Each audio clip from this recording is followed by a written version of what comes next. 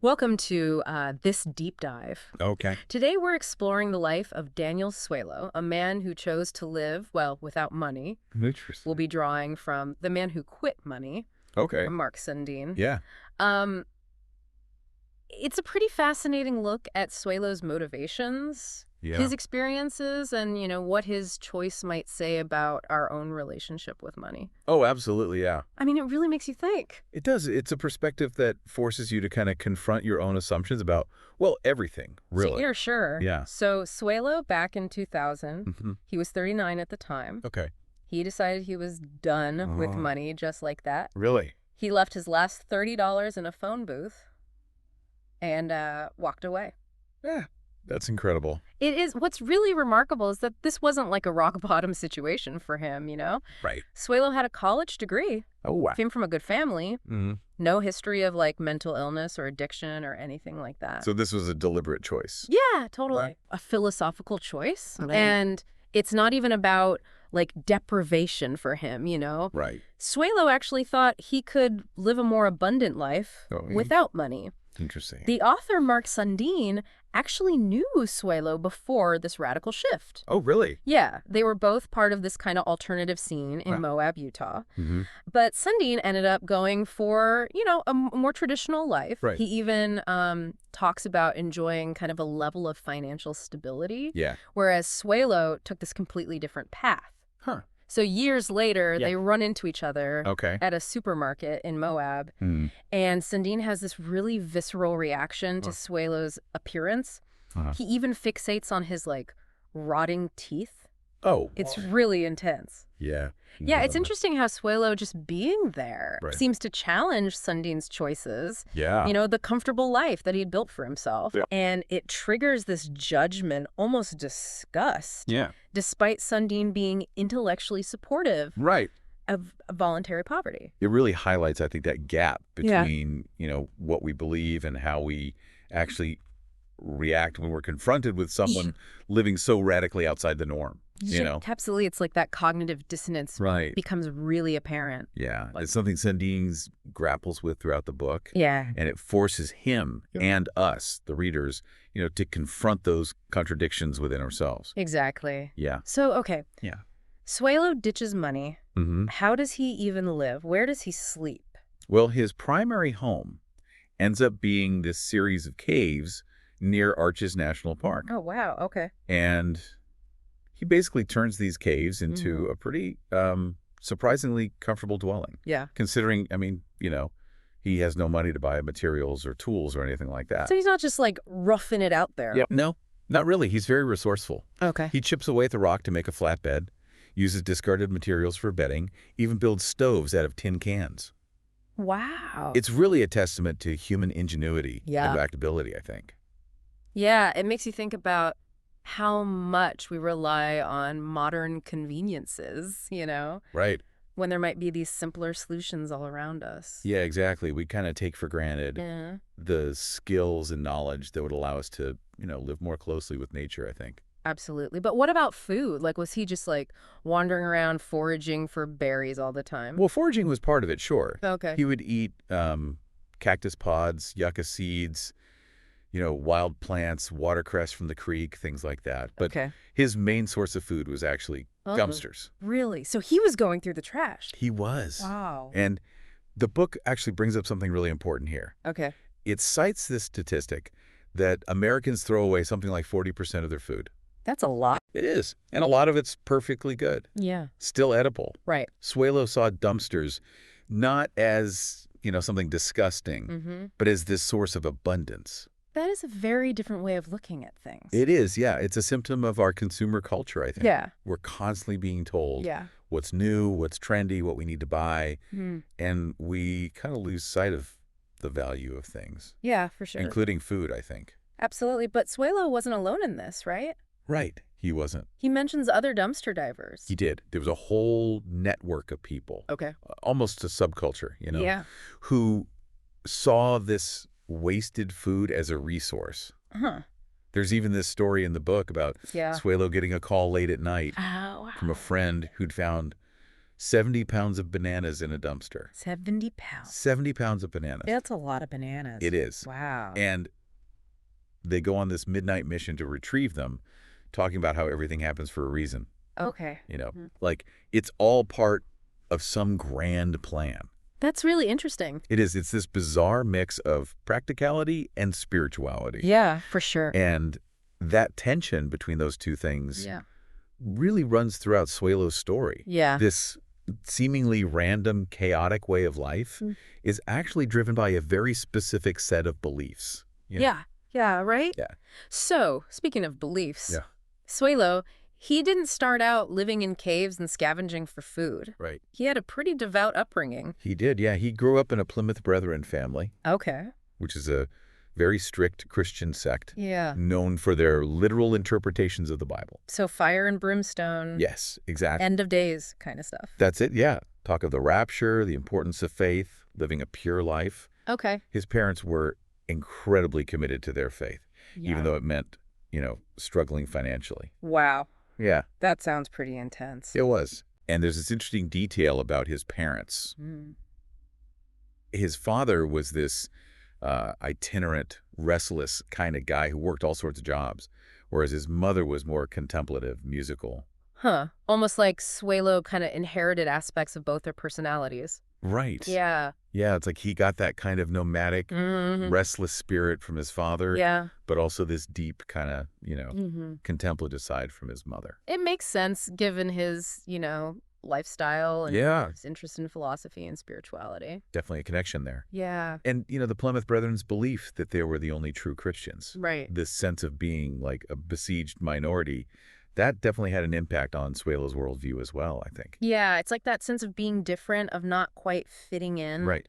That really stuck with him. It seems that way. Yeah. But, despite this really strong religious foundation, Suelo eventually started to question his faith. So what caused that? Was it like a gradual thing, or was there a specific event that triggered it? It was a combination of things. Okay. One of the key experiences for him was this mission trip that he took to Bolivia. Okay. Where he was really confronted with, extreme poverty, right, but also incredible generosity. Wow. It really made him question his understanding of wealth and giving, really. That must have been jarring. It was. To go from, a culture of abundance to one where people have so little but are willing to share everything. Yeah. It was a turning point for him. Okay. He even talks about this incident where this wealthy homeowner in Bolivia yelled at him for walking on his lawn. Really? Yeah. And it kind of sparked this early critique of private property. Okay. The idea that land can be owned and controlled by individuals. Huh. Interesting. It's like he started to see the world through this new lens. Yeah. Questioning assumptions he'd always taken for granted. For sure. And that questioning just intensified during his time at the University of Colorado. Oh, okay. Yeah, he was exposed to, liberal ideas, alternative spiritualities, things that challenged his religious beliefs even further. He studied American Indian religions, which had this cyclical view of time rather than the linear end times view of the Plymouth Brethren. Gotcha. Yeah. So his whole world was expanding, forcing him to reevaluate everything. Yeah, it was a period of immense growth. Yeah. But also a lot of internal conflict, I think. For sure. He was grappling not just with his faith, but also with his sexuality. Right. Which, caused a lot of turmoil given his conservative upbringing. Absolutely. So at this point, he's questioning his religion, his worldview, his identity. It's really no wonder he eventually makes such a radical decision, Yeah, it's all connected. It is. These internal struggles, they kind of paved the way for him to reject the conventional path. Right. And seek out a totally different way of living. Absolutely. Yeah. Yeah, it's like all these early life experiences kind of foreshadow his later choices. Son of a restless father, brought up in a faith that felt like ostracized. Right. He ultimately embraces this life outside the mainstream.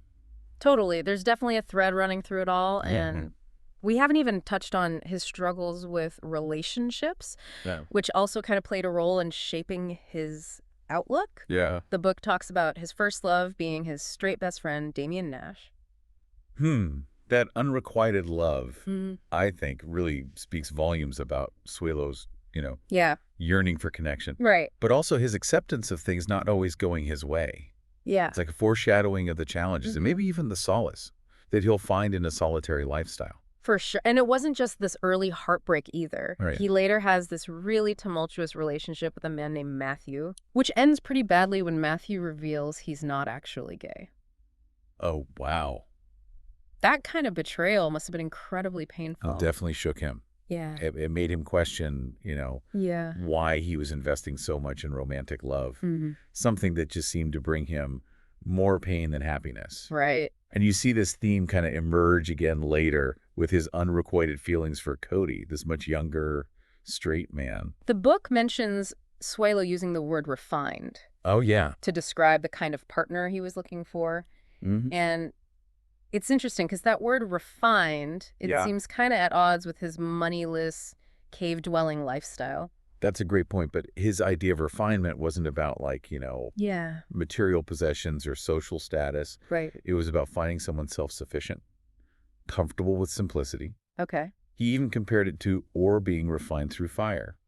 Huh. Burning away all the excess until only pure gold remains. It makes you wonder if this search for, a refined love was partly shaped by those previous heartbreaks. Right. Like, was he subconsciously protecting himself from more pain? Right. Seeking something that was maybe impossible to find? It's possible. Yeah. That's a really insightful observation, I think. Those experiences with love and loss, they might have, pushed him further towards solitude and self-reliance, qualities that ultimately defined his moneyless lifestyle. Okay, so we've talked about his upbringing, his disillusionment with religion, his struggles with relationships. Yeah. But what was it that ultimately led Suelo to make this radical decision to abandon money altogether? Well, there are a few key influences, I think, that really solidified his conviction. Okay. One was Henry David Thoreau's Walden. Oh, okay. Suelo was really affected by, Thoreau's experiment in simple living and self-sufficiency. The book even draws a parallel between Thoreau living off the land and Suelo's attempt to eat a lizard raw. Oh, wow. Yeah, not the most appetizing image. No. But it shows how far he was willing to go to really test those ideas of self-reliance. Yeah, absolutely. There's also St. Francis of Assisi, who embraced poverty and surrendered to chance. Suelo seems to take inspiration from that as well, letting go of control, embracing whatever life throws his way. Right. There's that story about St. Francis literally spinning his, a fellow monk to determine their direction. Oh. Which really highlights this element of randomness that Suelo also sought to incorporate into his own life. So it sounds like he was drawing on a lot of different philosophies and traditions. He was. Not just one set of beliefs. Exactly. He was kind of synthesizing these different ideas, constantly experimenting, seeing what resonated with him. But it wasn't just reading and philosophizing. Wow, it wasn't. He had real-life experiences, too. Absolutely. It reinforced his beliefs. Yeah, his travels were a huge influence. Okay. While he was hitchhiking in Alaska. He encountered this incredible generosity from strangers. Wow. He also spent time with indigenous people in both Ecuador and Alaska, observing their simple, sustainable lifestyles. Okay. These encounters really showed him that these alternative ways of living weren't just theoretical. Yeah. They were actually possible. He even tried, sharing his ideas at one point, right? He did. Like writing and lecturing about moneyless living? Yeah, but he eventually realized that to really embody his philosophy, he had to live it. Yeah. Words weren't enough. Right. He needed to walk the walk. And it sounds like he did walk the walk. He did. Like he wasn't just talking about simplicity, he was living it, even if it meant dumpster diving and sleeping in caves. And that's where his story gets really interesting, I think. Yeah. It's one thing to reject money in theory. Right. But to actually live it out day after day, that's a whole different level of commitment. Absolutely. It's like he was on this constant quest to test his beliefs. Yeah. Push his boundaries. And his journey to Alaska with Leslie Howes and Mel Scully seems like a prime example of that. That trip was a wild one. Yeah. They drove up in Leslie's old van, fueled by their readings of Starhawk and this unshakable belief that everything happens for a reason. Talk about trusting the universe. Right. And they had these experiences that seemed to confirm their faith, They broke a leaf spring on their van Oh, no. And this stranger immediately stopped to help, refused any payment. Oh, wow. Later, they ran out of gas in the middle of nowhere Oh, wow. and were invited into this remote ranch for cookies and fuel. It sounds almost too good to be true. It does, right? Yeah. Like something out of a movie. Yeah. But these, like, synchronistic events really solidified their belief that they were on the right path. Yeah. Of course, there's also, tension within the group. Well, They all had different expectations Right. and levels of commitment to this alternative lifestyle. So even within this, shared journey, yeah. there were cracks starting to show. Exactly. And those cracks widen once they get to Alaska. Okay. Suelo becomes increasingly disillusioned with the idea of working for wages. Huh. He has this experience working on a fishing boat Mm-hmm. and quits after being assigned to work under a 13-year-old. Oh, wow. It must have felt demeaning, Yeah. like a betrayal of his principles. For sure. It was a turning point, I think. Yeah. You realize that even in Alaska, this supposed, frontier of freedom, Right. the system still had its hooks in him. He was searching for something more authentic. Well, Something that aligned with his values. yeah, and that search leads him on this incredibly harrowing adventure. Okay. He decides to cross a glacier Wow. with his friend Ander, who's from Spain, Okay. and they're completely unprepared. No proper gear, no experience. They end up Wow. falling into icy water multiple times, nearly dying. It's hard to believe they even survived that. It was a testament to their resilience, Yeah. but also kind of a wake-up call, I think. Okay. They lost their supplies in the river, had to Ah. take shelter in this abandoned cabin. Huh. When Suelo tried to get help from some campers nearby, Yeah. he was met with, Yeah. apathy, Right. even hostility. That must have been really disheartening It was. to realize that even in a life or death situation, Yeah. people weren't willing to help.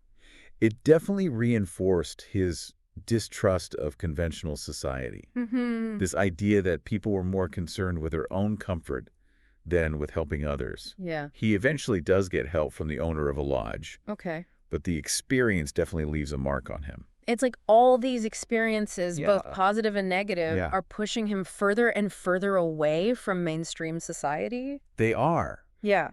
And it's not just the glacier crossing. All right. He later tries living at Gandhi Farm, Okay.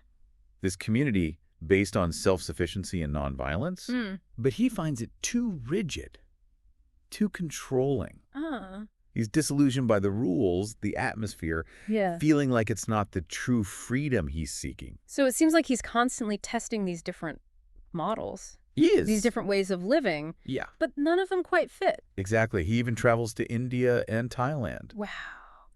hoping to find inspiration in these ancient cultures Mhm. and spiritual traditions. Okay. But again, he's met with disappointment. Huh. He's frustrated by the scams and poverty he sees in Varanasi, Okay. and disillusioned by the hierarchy and dogma he encounters in Buddhist monasteries. So it's like he's searching for authenticity, Mm-hmm. but can't find it in these organized systems, whether it's religion, Sure. intentional communities, Mhm. or even these ancient spiritual traditions. It's a constant process of disillusionment and refinement. Mhm. He's stripping away layer after layer, trying to get to the core of what truly matters. By the time he returns to the U.S., he still hasn't figured out exactly how to live a moneyless life, Right. but he's getting closer. Yeah. He's ruled out certain paths, tested certain boundaries. He's honed his understanding of what he doesn't want, Yeah. which brings him one step closer to figuring out what he does want. Yeah, it really is. It's like he's on this pilgrimage, Mm-hmm. but the destination keeps shifting. Like, Yeah. he's searching for something, but he doesn't quite know what it is yet. It's a journey of self-discovery, I think, Yeah. driven by this deep dissatisfaction with the status quo. Mm-hmm. He's constantly seeking, questioning, refining his understanding of, Yeah. what it means to live a truly authentic life. And that kind of brings us to his final journey, the one that leads him to fully embrace, moneylessness. Right. He decides to head back to Nova Scotia, Okay. to Gandhi Farm. Huh. So he's going back to a place that had already disappointed him. He is, and it's almost like fate intervenes. When he arrives, he finds the farmhouse completely abandoned, Oh, wow. dilapidated. Yeah. This striking image Yeah. of, this failed utopia, Right. a symbol of the broken systems he's trying to escape. That sounds pretty eerie. It is, and then he has this strange encounter Okay. with a woman named Lorelei. Okay. She'd also spent time at Gandhi Farm, Mm-hmm. and she tells Suelo he needs to, just let go of money completely. Embrace this life he's been kind of dancing around. It's like she gives him permission to finally take the plunge. It's a pivotal moment for him. Yeah. Suelo takes his last $50, Okay. leaves it in a phone booth, and walks away. Wow. That act, so simple, Yeah. yet so profound. Mm-hmm. It really marks his commitment to a truly moneyless life. So what does that life actually look like? How does he manage day to day with no money at all? Well, he relies on a combination of dumpster diving, foraging, and, the kindness of friends. He finds shelter in caves, abandoned buildings, sometimes stays with friends when the weather gets really bad. That sounds incredibly challenging. It is. Precarious, even. Yeah, but for Suelo, it's not about deprivation, Okay. It's about redefining what he truly needs and finding creative ways to meet those needs outside the conventional system. I imagine he got a lot of criticism, though. Oh, he did? Like people calling him a freeloader, accusing him of, Sure. taking advantage of the system. Yeah, and his response is really fascinating. Okay. He challenges the whole notion of giving back. Uh-huh. He argues that humans have this very self-centered view of work, Okay. that we often overlook the inherent generosity of nature, the abundance that already exists all around us. It's like he's flipping the whole idea of reciprocity on its head. He is, yeah. He's not just living without money. Right. He's actively critiquing the system that makes money so central to our lives, questioning the values we take for granted. But despite rejecting, those conventional norms. Right. He's still very much engaged in his community. He is, yeah. He helps out at Soul Food Farms, Okay. a community garden in Moab. Participates in Food Not Bombs events, Right. cooking and sharing free meals. Engages in philosophical discussions with, friends and strangers. It's a good reminder that you can, reject the system without rejecting people. Absolutely. That community can exist outside of those traditional structures. Exactly. It's about finding new ways to connect and contribute, even if it doesn't involve money. Right. Or, traditional forms of work. What about his family? Yeah. How do they react to this whole moneyless lifestyle? Well, it's complicated. Okay. His family initially struggled to accept, both his sexuality and his choice to live without money.